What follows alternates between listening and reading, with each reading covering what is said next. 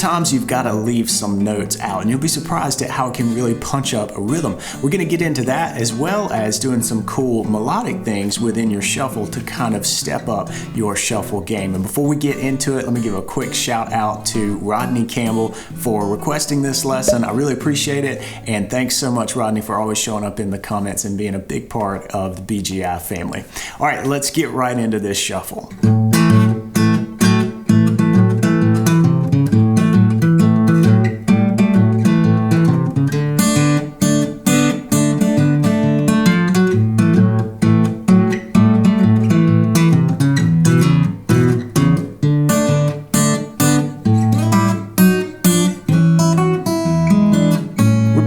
In the key of A, and a basic shuffle blues pattern in A sounds like this.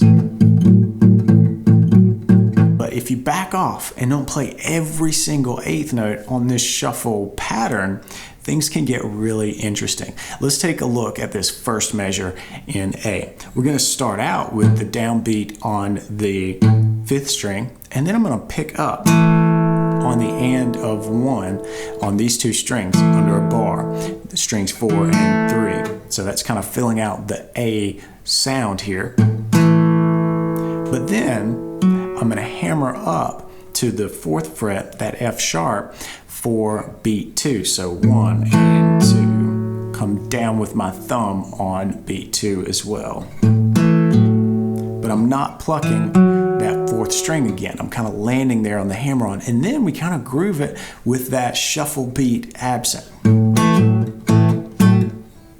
All right, so I'm just plucking the 4th and 3rd string with these 2 fingers, my index and my middle, throughout the rest of that measure, and then I'm driving the beat with my thumb on top of beats 3 and 4. And really each beat of the measure. 1, 2, 3, 4. So that's what's happening. And it's a cool way to just punch it up. That bar to me is simple, it's basic, but it's really punchy because we're leaving out the shuffle beat. You could do that, but it starts to sound a little bit busy, and sometimes it's about what you don't play. So we're going to leave those out for this first measure. To add some variation, this second measure in the example, we're going to play on those 8th notes. So we need to know how to leave out the beats to really punch it up, and then we need to know how to play them. But if you notice, as I play this second measure, it's not back to this. This is where we're going to start to introduce some cool notes where we're accentuating some of the notes right around what we're doing here. So let's take a look at it. So what we're doing in this second measure is we are in fact playing on each of those shuffle beats, but notice how we integrated a little bit of a different melody. We're not just toggling back and forth between these two. We're definitely doing that, but we're more hinting at it than we are just overtly playing it. Let's listen again.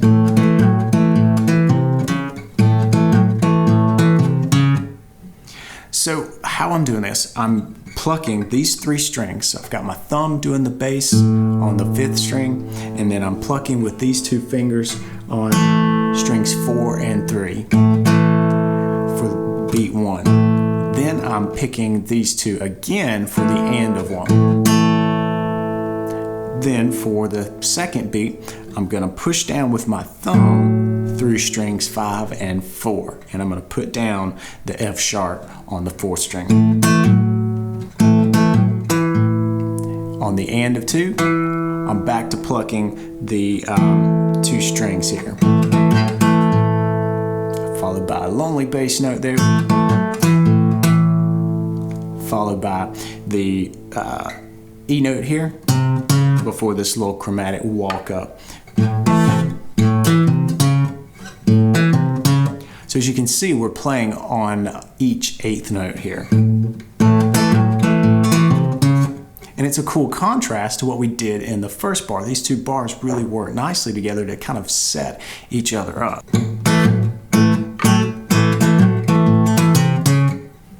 So hear how that variation between what you're playing in the first bar with the punchy, on the beat notes kind of adds a nice little contrast when you get to the second measure and you're kind of filling it out a little bit more. But still, we're not filling it out with this deal here. We're playing around with some of the notes that are right there under that, right near it, but we're not playing this strict shuffle pattern. All right, real quick, we'll get back to the lesson, but I want to tell you about the interactive tab player that I've got set up for you back on the lesson page on Blues Guitar Institute's website. Click over there and you'll see the interactive tab player, which is usually for premium lessons, but I really want you to get inside this concept and get it down and improve your shuffle blues. So check that out. You can slow things down, you can loop different parts. It's a really useful practice tool. All right, moving on for bar 3, what we're gonna do is we're gonna keep the feel of bar 1 going, but we're gonna fill it out with this little filler note on the E here on the 2nd fret of the 4th string. Here's what it sounds like. So right there on the and of 2 and the and of 3, we stick this note in between. Whereas in bar 1, that was just open space, well really dead space. We kind of choked out the note and just played a rest there. If you can play a rest, you don't play. But what we're doing here in this bar is we're going to play, we're just kind of going to alternate between the main beat and this note here. I call that a filler note. It just kind of fills out the sound a little bit. But on the end of 4, we're back to shutting it down. So again, a little bit of variation. We're kind of blending the ideas, really. We left out some notes, but then we added and played with that strict shuffle. And then comes the cool part where we get out of this idea here and we reach up and get, and this can be a stretch, so you may want to use your little finger because I want to play the 5th fret on the 4th string and the 2nd on the 3rd string.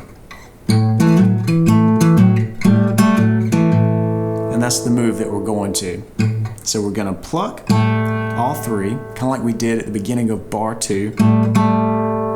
And then we're going to pluck strings 4 and 3. But once you do, slide down. So you're going to want to make sure that you've got a good note right here on this G note. Because when you slide down to the F sharp, you got to hear that clearly. Then you're going to pluck and finish up with the bass, followed by this move that we've already done before.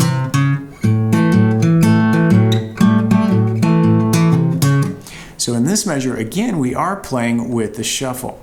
But hear how all of this makes sense. We've got one measure where we leave out a lot of that shuffled 8th note division. Then we play more with every 8th note. Then we go back and kind of mix it up a little bit in bar 3. And then in bar 4, we're back to playing with everything. See how this kind of adds some shade to the part. It adds a little bit of interest and it adds a lot of variety in what you're doing, a lot of variation. And we can continue this through the progression. For the D chord, we're going to do the same thing rhythmically that we did in the first couple of bars. It just looks a little bit different, definitely sounds different because we're going to play it over a D chord. Now I'm going to choose to fret this sort of partial D in this way. And I'm leaving out the 1st string because we're just not going to play that F sharp note. What we are going to do is shuffle using the index finger and the ring finger, if you're going to finger it this way. And we're using the same rhythmic pulse that we did before. Here we've got a lot of that, that resting in the 1st measure on the D. And then when we get to the 2nd measure, we're filling it out more. And you will want to do that walk up from the 3rd fret of the 4th string up to the 4th fret. And I reach up, and it's a little bit awkward, but I reach up with my ring finger to do that. You could do something like that, or this. Really, it doesn't matter how you finger that, but I like to keep things ringing as much as possible. So with this free finger, I can do that little walk up. Again, a little bit awkward, but you'll find a fingering that works out for you. Just make sure that you get those notes and get them in time. So from here, we move back to the A chord and just play what we've already played. So we're going to skip that part. But what we are going to do is move ahead in the progression to where we encounter our E chord. Now, we're definitely going to leave out those shuffled beats when we get to our E. That's what we're going to do over E. So rhythmically, it looks a lot like what we did in bar 1 and then again in bar 5 with the D chord. It's just stripped down. You're hinting at the shuffle, you've got that driving beat behind it, and hopefully you're feeling that shuffle pulse, but we're not playing those in-between notes to kind of play right on top of the beat. Then when we change back to our D, we're going to do the same thing. And then finally, we're here at the turnaround.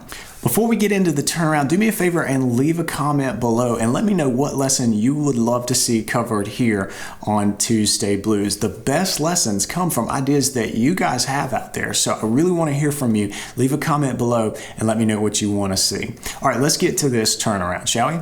Okay, for our turnaround, we're going to thump the open 5th string, and then you're going to slide into the 5th fret with this sort of A7 shape here. But you're doing this on strings 4 and 2 at the 5th fret. And then you're going to pluck the open 1st string and punch it. Really choke these notes out. We don't want a lot of ringing happening here in this particular turnaround. Then you're going to back that shape down chromatically from the 4th fret to the 3rd. We're going to the 2nd, but we're going to slide into the 2nd when we get there. Then we're going to finish this with a little melodic move where we just pluck the open 1st string and then put your pinky down. If you're fingering this A7 the way I am, your pinky will be free, so you can put that down on the F sharp on the 1st string before getting into a big E7 chord shape. Pluck the open 6, and then the G sharp on the 3rd string before pinching strings 4 and 2. Remember, you've got this big E7, so your pinch is going to really give that E7 sound. And then we're going to go home. We're going to go to A7 like this. You don't have to hit that, but hit that open A and this cool 2nd string, 2nd fret note, the C sharp, and you've really walked down into that A7. It sounds really sweet. So here's the turnaround.